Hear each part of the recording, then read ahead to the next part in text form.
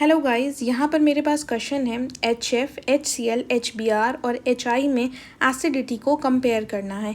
ये बहुत ही अच्छा क्वेश्चन है नीट जेई के पॉइंट ऑफ व्यू से। ओके, तो आप इस बात को समझिए कि एसिडिटी का मतलब ये होता है कि जो कोई भी स्पीशीज़ अपने H+ को लूज़ करे उसको हम लोग एसिडिटी कहते हैं। ठीक है, एसिड मीन्स H+ को लूज़ करना।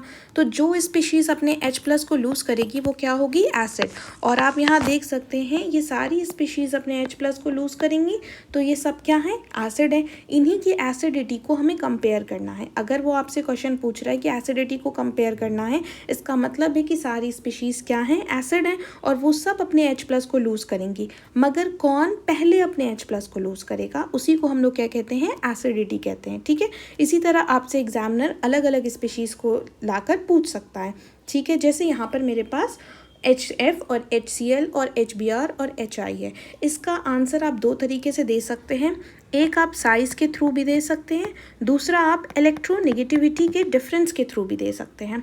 ओके, मैं आपको दोनों ही तरीका यहाँ पर मैं यहाँ पर आपको बताऊँगी। ओके, अगर मैं आपको दिखाऊँ तो मेरे पास क्या है? HF है, HCl है, HBr एंड HI। ओके, अगर इन सब की इलेक्ट्रोनेगेटिविटी हम लिखें तो हाइड्रोजन की 2.1, हाइड्रोजन 2.1, 2.1, 2.1, हाइड्रोजन की 2.1 इलेक्ट्रोनेगेटिविटी होती है। फ्लोरीन की 4 होती है, क्लोरीन की 3, ब्रोमीन की 2.8 एंड आयोडीन की 2.5 होती है। अब इन सब का आप डिफरेंस निकाल लीजिए। तो डिफरेंस आप जब इनका निकालेंगे तो आपको कुछ 1.9 मिलेगा। इनका निकालेंगे तो 0.9 आप लोग निकाल के देखिएगा। यहाँ पर 0.7 और यहाँ पर 0.4 मिलेगा।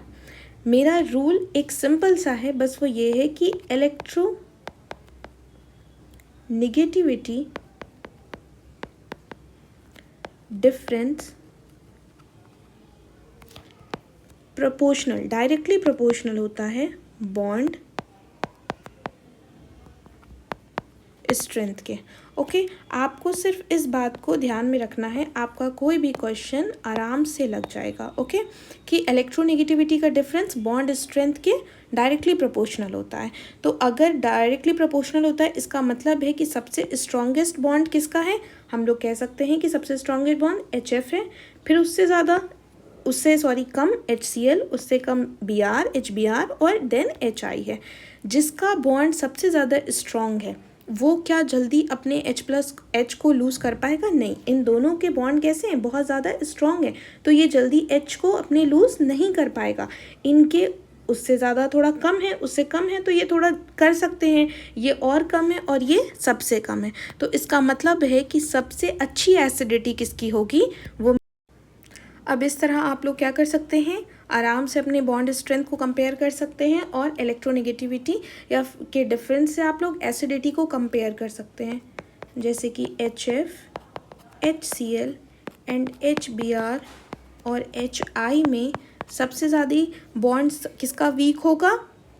HI का, क्योंकि इलेक्ट्रोनेगेटिविटी डिफरेंस सबसे ज़्यादा कम HI का होगा, जिसकी वजह से बॉन्ड स्ट्रेंथ भी उसकी सबसे ज़्यादा कमज़ोर होगी और वो अपने H+ को बहुत ही आराम से लूज़ कर लेगा। तो एसिडिटी सबसे ज़्यादा HI की, देन HBr की, देन HCl और फिर HF। इसका मतलब है कि HF का बॉन्ड सबसे ज़्यादा स्ट्रॉन्ग है ना, और वो अपने H+ को जल्दी लूज़ नहीं करेगा।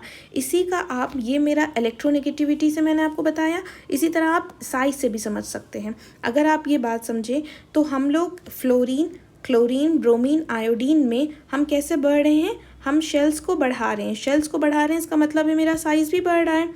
तो अगर आयोडीन की साइज़ कुछ ये होगी तो क्लोरीन की कुछ ये होगी, ब्रोमीन की इससे भी ज़्यादा होगी और आयोडीन की इससे भी ज़्यादा होगी। अब इसी के बगल में मेरा हाइड्रोजन है, हाइड्रोजन की साइज़ कुछ ये है, यहाँ पर भी ये है और ये और ये। अब आप देख सकते हैं कि यहाँ पर साइज़ बिल्कुल बराबर है, जिसकी वजह से बॉन्ड बहुत अच्छे से बना हुआ है। यहाँ पर साइज़ में डिफरेंस है HCl के केस में, तो यहाँ पर बॉन्ड मेरा कैसा है? थोड़ा सा प्रॉब्लम में फेस कर रहा होगा, और यहाँ पर आप देखिए उससे ज़्यादा और यहाँ पर बहुत ही ज़्यादा, जिसकी वजह से यहाँ सबसे पहले H+ ही लूज़ होगा। इस तरह आप साइज़ और इलेक्ट्रोनेगेटिविटी दोनों से इसका आंसर बहुत ही आराम से दे सकते हैं।